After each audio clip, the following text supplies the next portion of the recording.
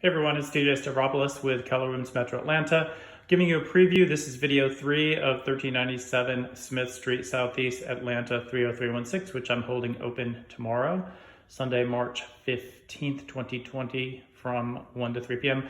Gonna wrap up this third video with the 3 bedrooms and 2 baths. So I'm heading from the base of the dining area into the first part of the house, which has 2 bedrooms and a shared bath. This is the first bedroom in the front of the house. Which includes a closet, as you can see. And then between both bedrooms is a very cute little full bath, nestled between them with very striking barn door. And then once you get inside, although it's cozy is the word I'd use, it's definitely a full bath, has a cute little sink, lots of light, and a nice shower with gold finishes. Some really interesting tile work here. You've got your traditional subway tile, and then on the floor and the walls you've got a hexagonal pattern going on there. So moving on to the next bedroom. This one is technically in the middle of the house. Pretty bright, a little bit larger than the first one.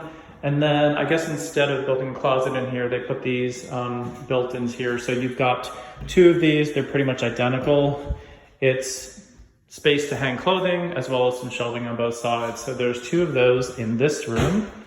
Moving on, we are heading back into the dining room, into the back corner of the house. This is the back right corner. So the master has its own little area. Really great space here. Good sized room, very well staged. Looks like this is either a full or a queen. Might be a little bit tight if you put a king in here, but it's definitely not a tiny room. And then heading back beyond this is a pretty gorgeous master closet. I typically don't see things this ornate in a house at this price point, but they did a really great job.